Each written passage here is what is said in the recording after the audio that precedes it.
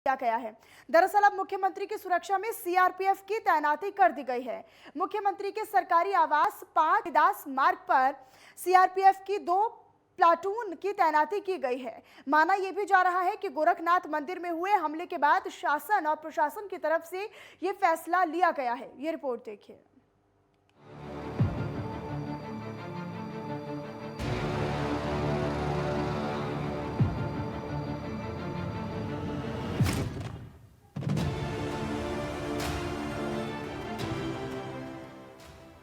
गोरखनाथ मंदिर के बाहर पुलिसकर्मियों पर हमले के बाद उत्तर प्रदेश पुलिस अलर्ट हो गई है। सभी मंदिरों और मठों की सुरक्षा बढ़ा दी गई है। इसके साथ ही लखनऊ में मुख्यमंत्री योगी आदित्यनाथ के सरकारी आवास की भी सुरक्षा बढ़ा दी गई। 5 कालिदास मार्ग स्थित सीएम आवास पर सीआरपीएफ की टुकड़ी तैनात की गई है। गोरखपुर कांड के बाद मुख्यमंत्री योगी आदित्यनाथ की सुरक्षा बढ़ाई गई है। इसके तहत मुख्यमंत्री आवास की भी सुरक्षा बढ़ाई गई। केंद्रीय सुरक्षा बलों की 2 प्लाटून के 72 महिला और पुरुष जवान 24 घंटे तैनात रहेंगे। सीएम आवास के बाहर सीआरपीएफ की 233 बटालियन की अल्फा यूनिट भी है, जिसमें महिला जवान होती हैं। दरअसल इन दिनों मुख्यमंत्री आवास पर जनता दरबार लग रहा है, जिसमें यूपी के अलग अलग कोनों से आए फरियादी अपनी फरियाद मुख्यमंत्री योगी आदित्यनाथ के सामने रखते हैं। जनता दरबार के दौरान कोई संदिग्ध न घुसे और लोगों की जांच हो, इसके लिए लखनऊ पुलिस को दी गई सीआरपीएफ यूनिट को एहतियातन लगाया गया है। मुख्यमंत्री योगी आदित्यनाथ की समीक्षा के बाद गोरखनाथ मंदिर की सुरक्षा और बढ़ाई गई है। मंदिर के पहले गेट पर ही हथियारबंद पीएसी के जवान तैनात किए गए। हर आने जाने वाले की तलाशी ली जा रही है। महिलाओं की तलाशी के लिए महिला पुलिस भी तैनात कर दी गई है। गोरखनाथ मंदिर के मेन गेट तक किसी भी गाड़ी के जाने पर पूरी तरह रोक लगी। गाड़ियों की भी गहनता से चेकिंग करवाई जा रही है। संदिग्ध नजर आ रहे हर व्यक्ति से उसका पहचान पत्र भी मांगा जा रहा है। गोरखनाथ मंदिर के गेट पर ही बुलेट प्रूफ पोस्ट लगाई गई है। पुलिस का मानना है इस घटना से बहुत कुछ सीखा है। पुलिस ने कहा कि हम अपनी कमियों को दूर कर रहे हैं। बता दें कि गोरखनाथ मंदिर हमले से पहले फरवरी में भी लेडी डॉन नाम के ट्विटर अकाउंट से मुख्यमंत्री योगी आदित्यनाथ को जान से मारने की धमकी मिली थी। सीएम योगी पर हमले के खतरे को देखते हुए अब उनकी सुरक्षा और कड़ी कर दी गई है। मुख्यमंत्री योगी आदित्यनाथ को Z+ श्रेणी की सुरक्षा मिली है। अब उनके सरकारी आवास पर सीआरपीएफ की 2 प्लाटून की तैनाती की गई है। पीएम मोदी के बाद सीएम योगी की सुरक्षा सबसे मजबूत है। उनकी सुरक्षा में 25 से 28 एनएसजी के स्पेशल कमांडो तैनात रहते हैं। गोरखनाथ मंदिर के बाहर मुर्तजा नामक युवक के धार्मिक नारे लगाते हुए मंदिर में प्रवेश करने की कोशिश की थी और सुरक्षा में तैनात पीएसी के 2 जवानों पर धारदार हथियार से हमला भी किया था। अब तक की जांच में पुलिस ने मुर्तजा के आतंकी कनेक्शन का दावा किया है। इस घटना के बाद गोरखनाथ मंदिर की सुरक्षा भी बढ़ा दी गई है। Bureau report, network 10। आने वाले एमएलसी चुनाव को लेकर जिला प्रशासन सजग और सतर्क है, जिसको लेकर मेरठ मंडल कमिश्नर, जिला अधिकारी, आईजी, एसएसपी, एसपी ने परतापुर के कताई मिल का निरीक्षण किया और इसी दौरान उन्होंने ये भी बताया कि एमएलसी चुनाव की सुरक्षा को लेकर स्ट्रांग रूम कताई मिल में बनाए जाएंगे, जिसकी देखरेख और रखरखाव के लिए बीएसएफ और बाहर पीएसी समेत पुलिस करेगी। वहीं एसपी ट्रैफिक ने यह भी जानकारी दी और बताया कि मतदान के बाद मतगणना पूरी होने तक कताई मिल को कड़ी सुरक्षा के घेरे में रखा जाएगा। वहीं उन्होंने मतदान के दिन पार्किंग और रूट डाइवर्जन के लिए भी नक्शा तैयार कर लिया है। ये एमएलसी का जो चुनाव है उसके लिए स्ट्रांग रूम और स्ट्रांग रूम के पश्चात उसके लिए मतगणना होगी। उसकी व्यवस्था के दृष्टिगत हम सभी लोग आए थे, वरिष्ठ अधिकारीगण आए थे, DM, SSP sir, commissioner sir और आईजी सर ने इसका विजिट किया था। वैसे अंदर की जितनी सारी व्यवस्था है वो बीएसएफ के जिम्मे रहेगी और जो बाहर का जो इनर कॉर्डन है वो पीएसी यानी स्टेट पुलिस, आर्म पुलिस के जिम्मे रहेगा और उसके जो बाहर का जो आउटर कॉर्डन है वो सिविल पुलिस के जिम्मे रहेगा। इसी की दृष्टिगत कहाँ गाड़ियाँ पार्क होंगी, किसको किधर से एंट्री दी जाएगी, सारी व्यवस्था सुनिश्चित कर ली गई हैं ताकि कल परसों किसी प्रकार कोई व्यवधान ना हो। एमएलसी चुनाव के मद्देनजर सुरक्षा को और कड़ा और बढ़ा दिया गया है। दरअसल आने वाले एमएलसी चुनाव को लेकर जिला प्रशासन अब बिल्कुल सतर्क और एक्टिव है, जिसको लेकर मेरठ मंडल कमिश्नर, जिला अधिकारी, आईजी, एसएसपी और तमाम अधिकारियों ने परतापुर के कताई मिल का निरीक्षण किया है और इसी दौरान उन्होंने ये भी जानकारी दी कि एमएलसी चुनाव की सुरक्षा को लेकर स्ट्रांग रूम कताई मिल में बनाए जाएंगे, जिसकी देखरेख के लिए बीएसएफ और बाहर पीएसी समेत पुलिस करेगी। और साथ ही साथ एसपी ट्रैफिक ने ये जानकारी दी और बताया कि मतदान के बाद मतगणना पूरी होने तक यानी वोटिंग प्रक्रिया के बाद काउंटिंग होने तक कताई मिल को कड़ी सुरक्षा के घेरे में रखा जाएगा।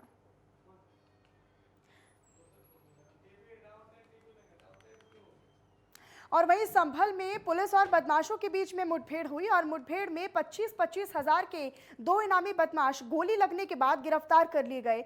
वहीं एक सिपाही भी गोली लगने से घायल हुआ है, जबकि बदमाशों के 3 साथी भागने में कामयाब रहे।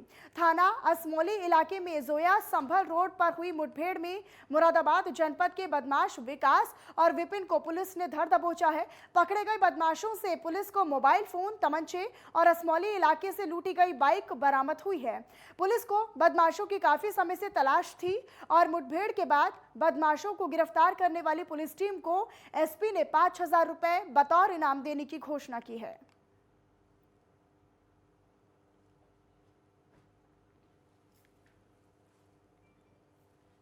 ये थाना असमौली के अंतर्गत संभल असमौली मार्ग पर आज पुलिस पार्टी के साथ में कुछ बदमाशों की मुठभेड़ हुई।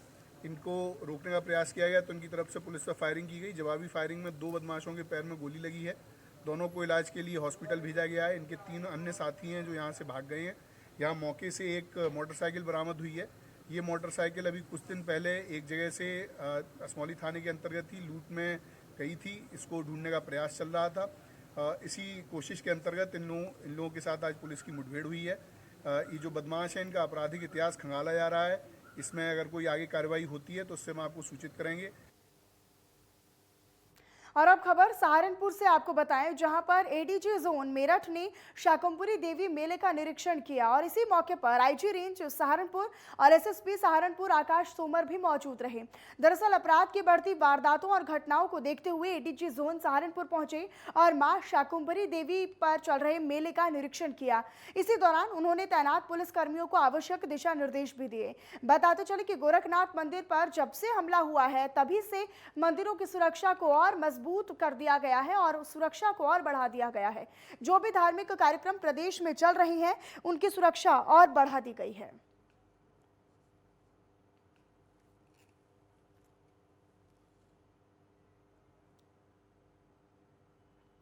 और उधर हापुड़ जिले से अगली खबर आपको बताएं, जहां पर बाबूगढ़ कोतवाली क्षेत्र के कुचेसर में नेशनल हाईवे पर हुए दर्दनाक सड़क हादसे में 2 लोगों की मौत हो गई। दरअसल नेशनल हाईवे के किनारे मैक्स वाहन खराब होने के चलते खड़ा था।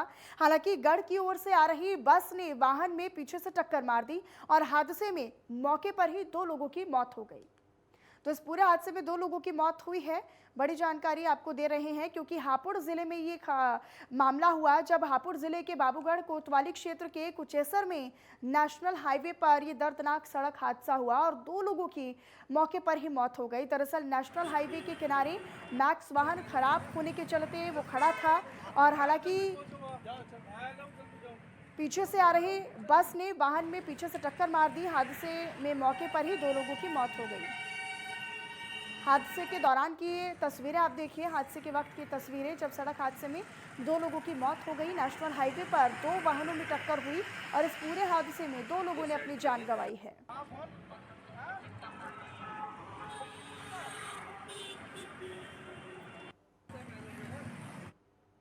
इसी बीच सीधे आपको लखनऊ का रुख करवाते हैं। मुख्यमंत्री योगी आदित्यनाथ अधिकारियों के साथ और पदाधिकारियों के साथ अहम बैठक कर रहे हैं।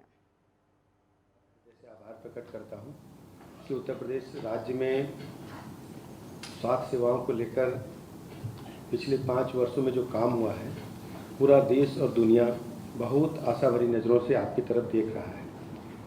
आपने घोषणा की कि मैं सभी 75 जनपदों में मेडिकल कॉलेज बनेंगे। उसमें सबसे बड़ी चिंता का विषय था उत्तर प्रदेश राज्य में विश्व स्वास्थ्य संगठन के अनुसार 1000 की संख्या पर 1 डॉक्टर की आवश्यकता थी, लेकिन अभी ये आंकड़ा 1700 पर 1 था। हमारे पास अभी तक कुल MBBS की 4540 सीटें उपलब्ध थीं। अब ये संख्या बढ़कर के 8378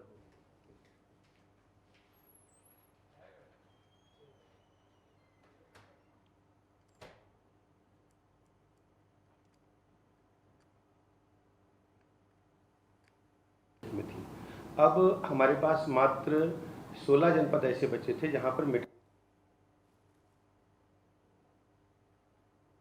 कॉलेज की व्यवस्था नहीं थी। 2 का MOU आज आपके मार्गदर्शन में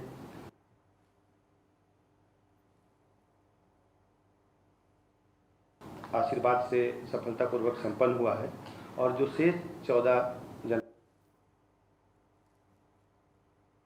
जनपद बचे हैं उसमें भी हम शीघ्रता से इस कार्य को पूरा करेंगे और आपके मार्गदर्शन। तो मुख्यमंत्री योगी आदित्यनाथ बैठक कर रही हैं तमाम मंत्रियों के साथ, अधिकारियों के साथ, पदाधिकारियों के साथ।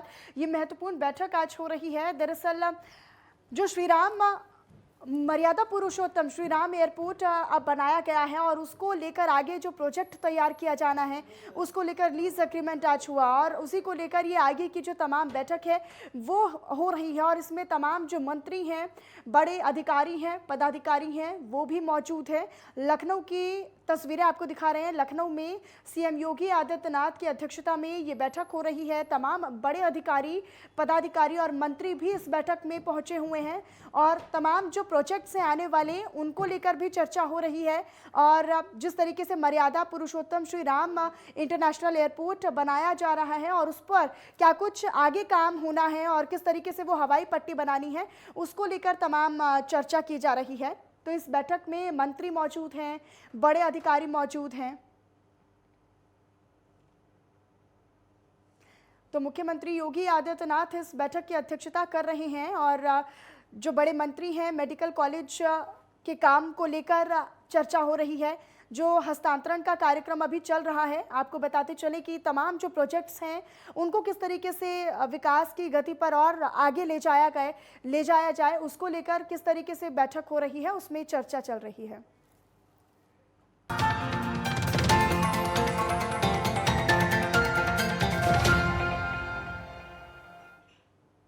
चलिए, स्वागत है। ब्रेक के बाद रुक करते हैं कुछ और खबरों की तरफ। पुलिस अधीक्षक अरविंद कुमार मौर्य ने पुलिस कार्यालय श्रावस्ती का वार्षिक निरीक्षण किया।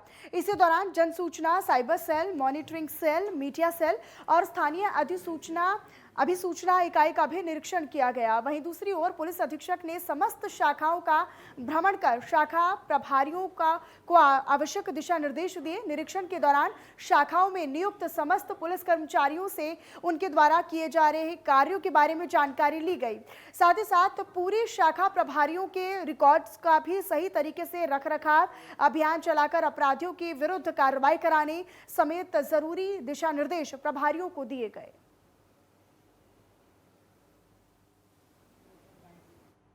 अगली खबर सहारनपुर से आपको बताएं, जहां पर थाना सदर बाजार में करीब 27 साल पहले एक किशोरी के साथ दुष्कर्म की वारदात को अंजाम दिया गया था और इस मामले में दुष्कर्म पीड़िता ने फिर से केस दर्ज कराया है। दरअसल पीड़िता ने यह आरोप लगाया है कि आरोपियों ने कई बार उसके साथ दुष्कर्म किया। उस वक्त पीड़िता की उम्र मात्र 12 साल थी। केस दर्ज करते हुए पुलिस ने डीएनए टेस्ट कराया, जिसमें दोनों आरोपियों में से एक की रिपोर्ट पॉजिटिव भी आई है। अब पुलिस ने आरोपियों की गिरफ्तारी के लिए कार्रवाई शुरू कर दी है। आपको बताते चले कि सामूहिक दुष्कर्म के बाद किशोरी गर्भवती हो गई थी और उसने एक बच्चे को जन्म दिया था।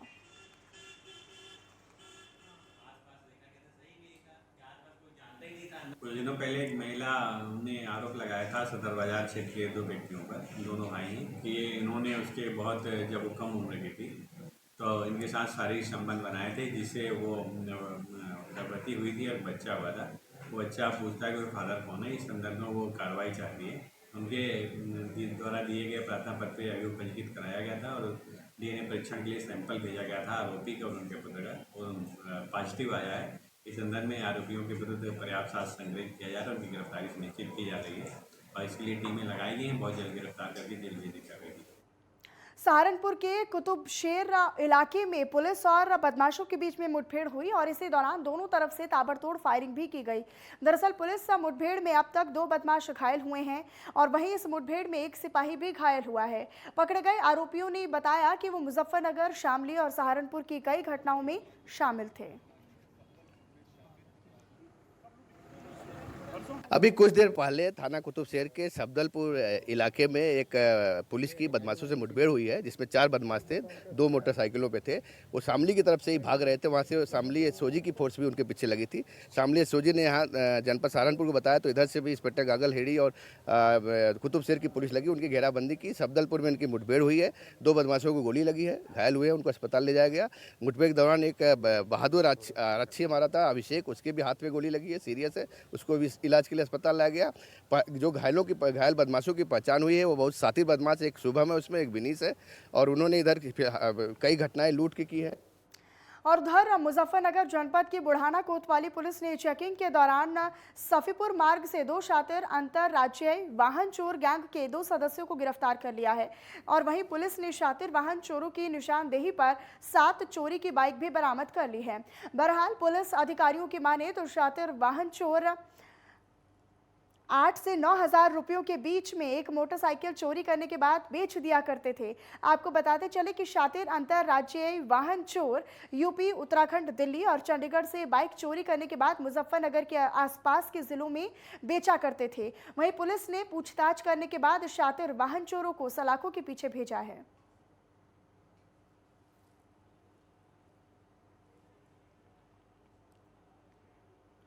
फिरोजाबाद से अगली खबर आपको बताएं, जहां पर पुलिस ने डकैती की वारदात को अंजाम देने वाले 4 आरोपियों को गिरफ्तार किया है, जिनके पास से तमंचा और लूट की बाइक समेत डकैती का सामान भी बरामद हुआ है।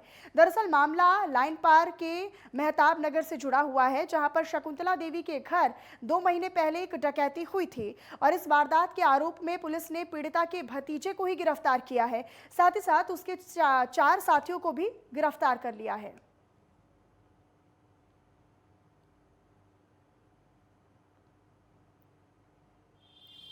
मीडिया बंधु 3 माह पहले 10 जनवरी को महताब नगर एक फौजी के घर में लूट हुई थी। लुटेरे घर का सामान व शकुंतला नामक वृद्धा के कुंडल छीन ले गए थे। वृद्धा के कान भी फाड़ दिए थे।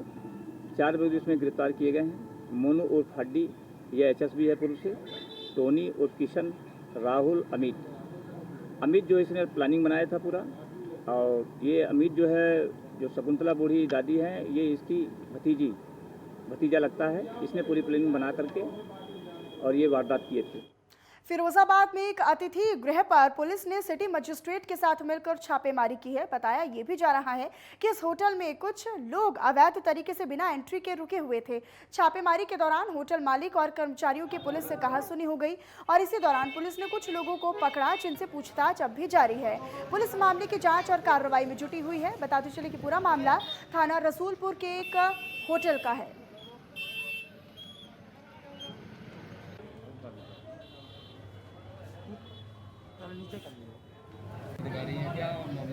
ये शीतल खान रोड पे थाना रसूलपुर क्षेत्र में डीसी गेस्ट हाउस है।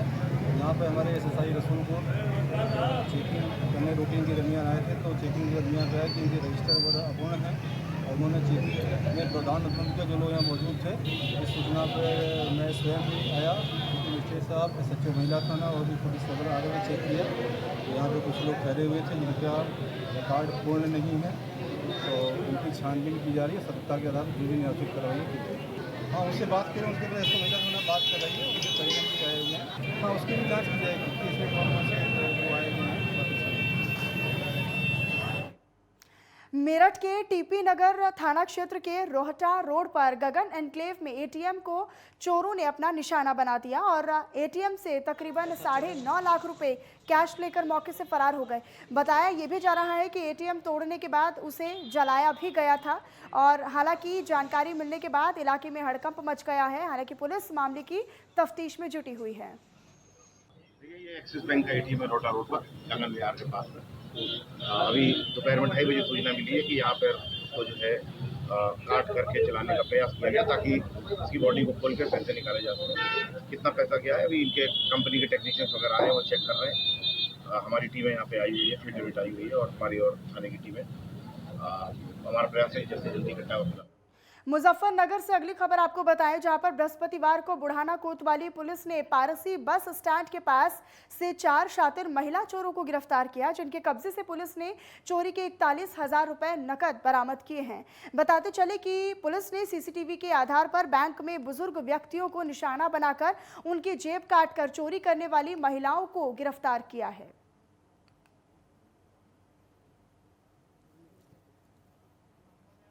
विगत कुछ दिनों से देखने में आ रहा था कि जनपद मुजफ्फरनगर में बैंक के अंदर कुछ महिलाएं जाती थीं, कुछ उसमें बुर्का पहने रहती थीं, कुछ बिना बुर्के के रहती थीं और वो अपने टारगेट को चुनती थीं जो लोग थोड़े से भी लापरवाह होते थे बैंक में पैसा जमा कराने जो आए हुए हैं या बैंक से पैसा निकालने, उस टारगेट को चिन्हित करती थी और बहुत ही सफाई से उसके पैसे निकाल लेती थी।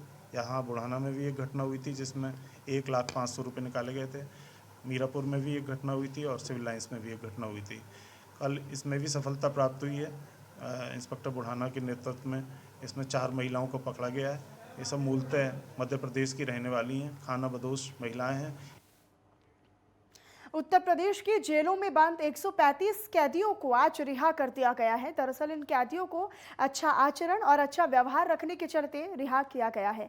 जिन कैदियों को रिहा किया गया है उनमें विकास, अरशद, रहमान गौड और रिंकू सैनी और साथ ही फैजान शामिल हैं। तो अच्छे आचरण और अच्छे व्यवहार के चलते इन कैदियों की रिहाई हुई है। कुल मिलाकर जेलों में बंद 135 कैदियों को आज रिहा किया गया है। बुलंदशहर से अगली खबर आपको बताएं, जहां पर पुलिस मुठभेड़ में 2 शातिर बदमाश गिरफ्तार किए गए हैं। मुठभेड़ में रिहान और सुहेल नाम के बदमाशों को गिरफ्तार किया गया है। रिहान पर नगर कोतवाली क्षेत्र में लूट, हत्या और चोरी जैसी गंभीर वारदातों को अंजाम देने के मुकदमे पहले से ही दर्ज हैं। 6 अप्रैल को भी रिहान ने अपने साथी सुहेल के साथ नगर कोतवाली क्षेत्र में लूट की कोशिश की थी, लेकिन वो नाकाम रहा। दोनों बदमाश पिछले काफी दिनों से फरार चल रहे थे, वांछित चल रहे थे। पुलिस इनकी लगातार तलाश कर रही थी। गिरफ्तार बदमाशों से चोरी की गई बाइक समेत भारी मात्रा में असलाहा भी बरामद हुआ है। बीती रात थाना कोतवाली नगर क्षेत्र में एक पुलिस मुठभेड़ में कोतवाली नगर का कुख्यात अपराधी रेहान कुरैशी क्रॉस फायरिंग में घायल हुआ है। उसके कब्जे से मोटरसाइकिल, तमंचा, कारतूस आदि बरामद हुए हैं। इसका दूसरा साथी सुहेल जो मौके से भागने में सफल हो गया था, सुबह लगभग 5 बजे के आसपास गिरफ्तार किया गया है।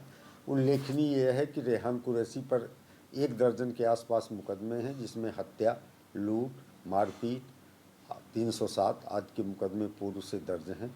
जानकारी ये मिली थी कि रात में लगभग 9:30 बजे के आसपास ई-रिक्शा पर जा रहे किसी व्यापारी को लूटने का प्रयास इस गिरोह के द्वारा किया गया। बीती रात थाना कोतवाली नगर क्षेत्र में एक पुलिस मुठभेड़ में कोतवाली नगर का कुख्यात अपराधी रेहान कुरैशी क्रॉस फायरिंग में घायल। उन्नाव से अगली खबर आपको बताएं, जहां पर जिला सूचना कार्यालय में महिला कर्मचारी के साथ छेड़छाड़ का मामला सामने आया है, जिसके बाद जिलाधिकारी ने जिला सूचना कार्यालय पहुंचकर कर्मचारियों को फटकार भी लगाई। दरअसल डिप्टी डायरेक्टर ने महिला कर्मचारी के साथ शर्मनाक हरकत की थी। पीड़ित महिला कर्मचारी ने डीएम को आप बीती अपनी बताई थी। फिलहाल डीएम ने जिला सूचना अधिकारी समेत पूरे स्टाफ के खिलाफ निलंबन की कार्रवाई के आदेश दे दिए हैं।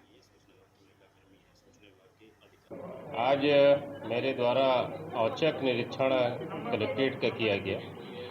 कलेक्ट्रेट के विभिन्न पटलों के निरीक्षण के पश्चात कलेक्ट्रेट स्थित जो सूचना कार्यालय है वहां पर भी मैं गया।